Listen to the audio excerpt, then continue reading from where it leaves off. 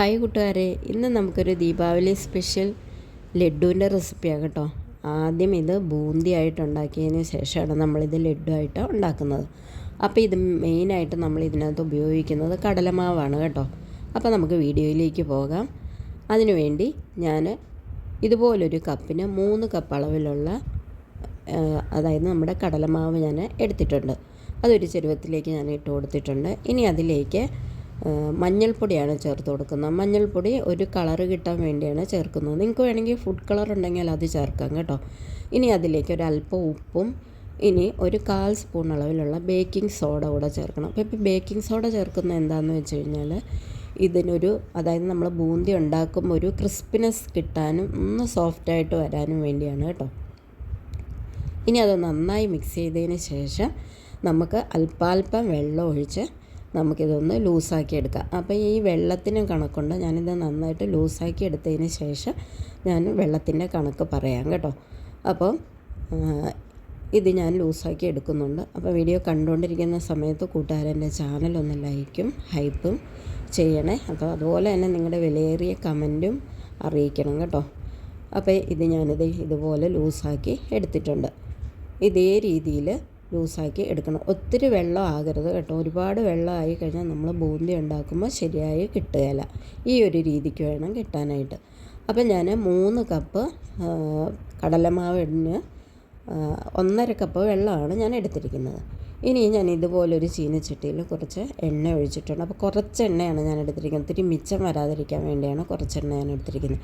ഇതേപോലെ കിഴുത്തയുള്ള ഒരു കണ്ണാപ്പ പോലുള്ള ഒരു പാത്രം എടുത്തു കഴിഞ്ഞിട്ട് മാവ് അതിനകത്തേക്ക് ഇതുപോലെ നമ്മൾ ഒഴിച്ചു കൊടുക്കുകയാണെന്നുണ്ടെങ്കിൽ എളുപ്പത്തിൽ ആ കിഴുത്തേ കൂടെ മാവ് താഴോട്ട് വീഴും. കണ്ടല്ലോ, ഇത് കണ്ടോ, നല്ല സ്പ്രെഡായി വീഴുന്നുണ്ട് മാവ്. ഇനി നമ്മൾ ചെറു തീയിലിട്ട് നമ്മളിതൊന്ന് ഫ്രൈ ചെയ്ത് എടുക്കണം. ഇതേപോലെ നമ്മൾ തവിയിൽ ആ പാത്രത്തിലേക്ക് മാവ് കോരി ഒഴിക്കുമ്പോൾ ഇതുപോലെ തവി കൊണ്ട് നമ്മൊന്ന് ഇളക്കി കൊടുത്താൽ മതി. അങ്ങനെ നമ്മൾ ബൂന്തി ഇതുപോലെ നമുക്ക് ഫ്രൈ ചെയ്ത് എടുക്കാം. തീ വളരെ കുറച്ച് വെച്ച് വേണം നമ്മളിങ്ങനെ ഫ്രൈ ചെയ്ത് എടുക്കാനായിട്ട് കേട്ടോ. അങ്ങനെ ഞാനതെല്ലാം ഫ്രൈ ചെയ്തെടുത്തിട്ടുണ്ട്. ഇടയ്ക്ക് വലിയ കഷ്ണങ്ങളായിട്ട് അത് വീണിട്ടുണ്ട്. അപ്പോൾ നമുക്കിതൊന്ന് മിക്സിക്കകത്തിട്ട് ഒന്ന് ജസ്റ്റ് ഒന്ന് ക്രഷ് ചെയ്ത് നമുക്കൊന്ന് എടുക്കണം. ഇതേപോലെ ഞാൻ മിക്സിക്കകത്തിട്ട് അതൊന്ന് ക്രഷ് ചെയ്ത് ഞാൻ ഇത് എടുത്തിട്ടുണ്ട്. ഇതുപോലെ എടുത്ത് കൊടുത്തിട്ടുണ്ട്. ഇനി നമുക്ക് ഇതിന് ആവശ്യത്തിനുള്ള മധുരം വേണം. അതിനു വേണ്ടി പഞ്ചസാര പാനി തയ്യാറാക്കണം. അതിന് ഞാൻ 2.5 കപ്പ് അളവ്, അതായത് ഈ പൊടിയെടുത്ത കപ്പിന് 2.5 കപ്പ് അളവിലുള്ള പഞ്ചസാര ആണ് ഞാൻ എടുത്തിരിക്കുന്നത്. അപ്പോൾ നിങ്ങൾക്ക് കൂടുതൽ വേണേൽ 3 കപ്പ് എടുക്കാം കേട്ടോ. അപ്പോൾ ഇത് ഒരു നൂൽ പരുവമാകണം നമ്മൾ, അതായത് അധികം കട്ടിയൊന്നും ആവേണ്ട, ഒരു നൂൽ പരുവമായി വരുന്ന ആ ഒരു കറക്റ്റ് സമയമാകുമ്പോഴത്തേക്കും നമുക്കിത് മാറ്റി കൊടുക്കാം. അപ്പോൾ ഇത് ഒരു നൂൽ പരുവമായിട്ടുണ്ട്. ഞാനിത് കയ്യിലെടുത്ത് ഞാൻ കാണിച്ചിട്ടുണ്ടായിരുന്നു, പക്ഷേ അത് ക്യാമറയിൽ വന്നിട്ടില്ല കേട്ടോ.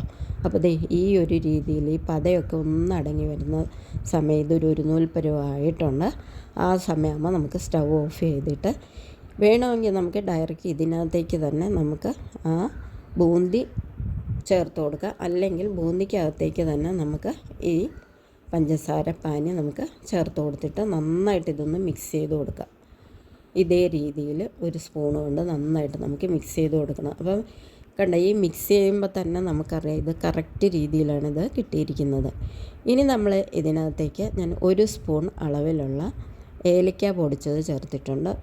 അതുപോലെ തന്നെ നെയ്യിൽ മൂപ്പിച്ച് 1 സ്പൂൺ നെയ്യിൽ മൂപ്പിച്ച അതായത് നമ്മുടെ കാഷ്യൂനട്ടും കിസ്മിസും കൂടെ ചേർത്ത് നന്നായിട്ട് ഞാൻ ഇളക്കി യോജിപ്പിച്ചിട്ടുണ്ട്. ഇതിപ്പം നല്ല ചൂടാണ്. ഒരല്പം ചൂടാറിയതിന് ശേഷം നമുക്കിതുപോലെ കൈകൊണ്ട് എടുത്ത് ഇതുപോലെ ഉരുട്ടി നമുക്ക് എടുത്തു കൊടുക്കാം. ഇത് ഈ ചൂടോടുകൂടി തന്നെ ചെയ്യണം. ഇല്ലയെന്നുണ്ടെങ്കിൽ ഇത് ഉരുട്ടാൻ നേരം കട്ടിയായി പോകും. അങ്ങനെ നമ്മുടെ ലഡു റെഡി ആയിട്ടുണ്ട്. എല്ലാവരും ഇതൊന്ന് ട്രൈ ചെയ്ത് നോക്കുകയും വേണേ.